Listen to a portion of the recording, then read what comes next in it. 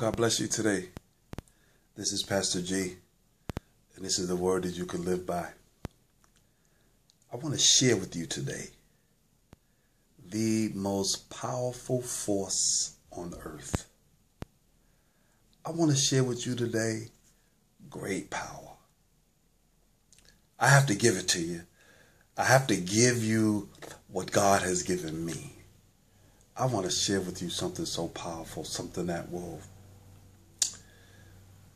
revolutionize your life, something that will give you power and strength to walk this earth, and power and strength to move on to the next realm, beyond this existence. What if I could give you something that can bring all of that into your life and then some? What if I could give you something today that will literally, spiritually, mentally, emotionally bring the true and living God into your life?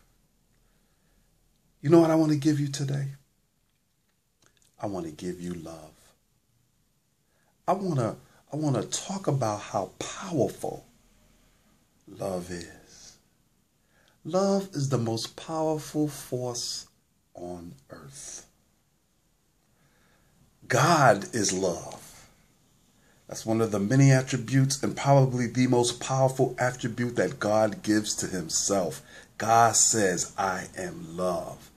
And not only is God love, but God so loved me that he gave me away. He reconciled me back to himself. He gave me his only begotten son.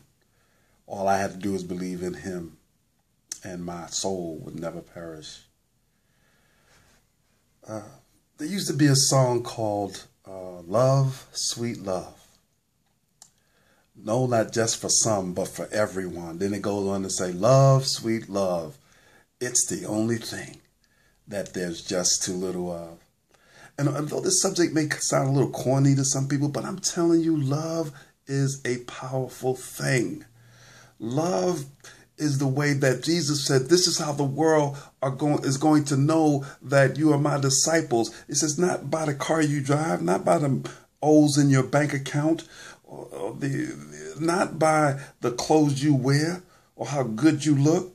You know how folks are going to know that you're my disciples? Not through prosperity theology. How folks are going to know that you are my disciples is the love that you have for one another.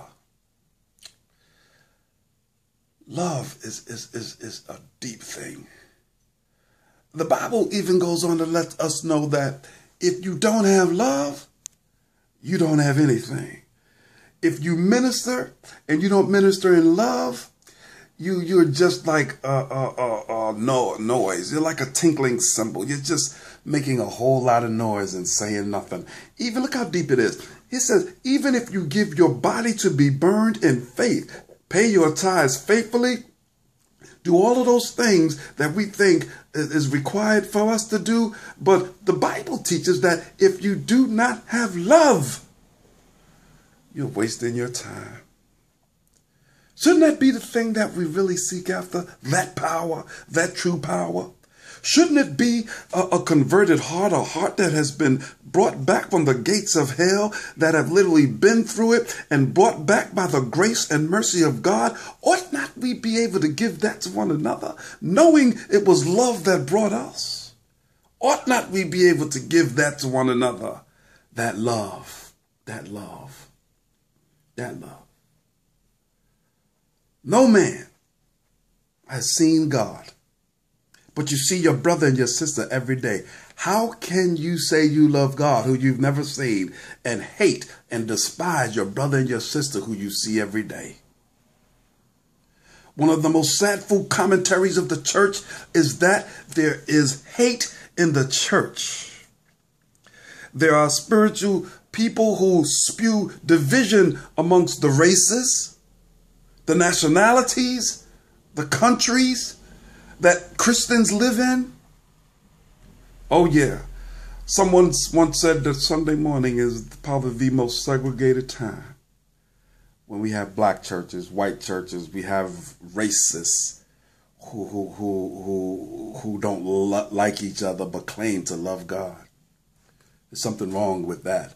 My brothers and my sisters, there's no such thing as a Christian racist. You either love all of your brothers and your sisters whom God has created us all.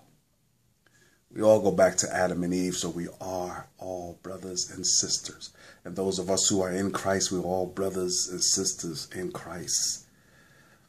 Wouldn't you want to see more love in the church? Instead of all of this judging and condemning. And some of us think we can say who's going to be in heaven. You know, we may be surprised. I don't want to be in that particular number when Jesus Christ himself said that at the end on that great day that many came to him saying, Lord, didn't we tithe in your name? Didn't we sing in the choir in your name? Didn't we go to church in your name? Didn't we give in your name? And Jesus is going to say, I never knew you. Depart from me, you workers of iniquity. I don't want to be in that number. I want love to abide in my life. I love him because he first loved me. If a man say he loves God and hateth his brother, he is a liar. He is a liar. And God is not in that man. I want to challenge you today to get beyond religiosity and get with love. Because that's the move of God. That's the move that Jesus Christ himself came to give us. For God so loved the world. Who am I to condemn anybody? I don't have a heaven and a hell to put anybody in. My responsibility as a converted child of God, my responsibility as a follower of the Lamb, of the way, which is the way of love, my responsibility is to love my brothers and sisters. You'd be surprised how you can. My mama used to say you can catch more flies with honey than you can with vinegar. You would be surprised the light that can come from you if the world just can see genuine and true love coming out of you. Not just to get into their pocketbooks. Not just to get paid, but a true and caring love for one another. Yeah, that's what the world is waiting for. With love and kindness have I drawn thee. You want an evangelistical tool? Develop love in your heart, true love. People can see it. People can see when it's not real. And God himself says you're just making a lot of noise but saying nothing. Do you love the people? Do you love that woman at the well? Do you love the man with leprosy? Do you love the impotent man by the pool? Do you love the woman that was found in adultery? Do you love blind Bartimaeus? Do you love that person who sat at the gate of the temple begging alms? Do you love him? Do you love them enough to give them the love that was so freely given unto you? I just gave you the most powerful tool on earth, the gift of love. May you find it, may you grow in it, and may you give it away. Because you can only keep what you have. You can only keep the love that you have by giving it away. God bless you.